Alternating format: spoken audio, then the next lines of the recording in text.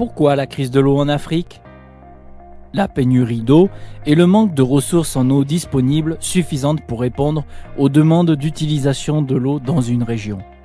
L'Afrique est positionnée de manière unique sur la Terre.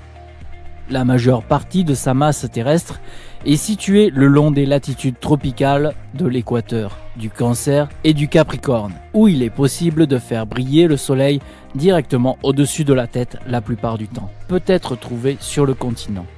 Le soleil brille toujours à travers l'Afrique, conduisant à des climats chauds, voire très chauds, dans la plupart des régions d'Afrique.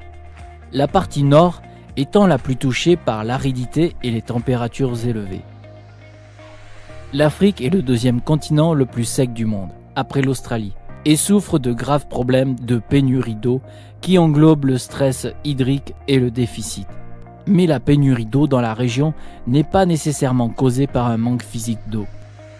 En fait, une grande partie de la région est généralement touchée par ce qu'on appelle la pénurie d'eau économique, ce qui signifie que les investissements dans le développement des ressources en eau et la capacité humaine ne sont pas suffisants.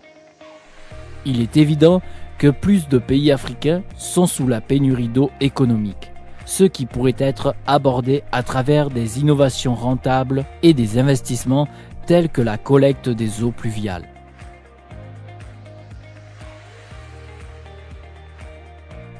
La pénurie d'eau est évaluée en établissant un rapport entre la population et les ressources en eau disponibles, où un seuil de 1700 m3 d'eau par personne a été établi comme seuil pour répondre aux besoins en eau domestique, agricole et industrielle, énergie et environnement.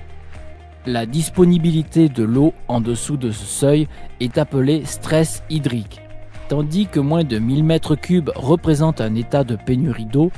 Tout ce qui est inférieur à 500 m3 représente un état de pénurie absolue.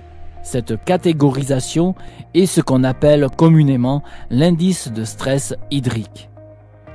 La pénurie d'eau est particulièrement aiguë en Afrique où, sur les quelques 800 millions de personnes qui vivent sur le continent, plus de 300 millions vivent dans des environnements pauvres en eau.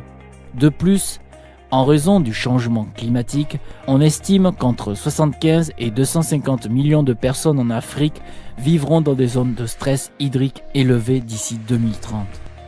On estime également que la pénurie d'eau dans certains endroits arides et semi-arides en Afrique obligeront probablement le déplacement entre 24 millions et 700 millions de personnes d'ici 2030.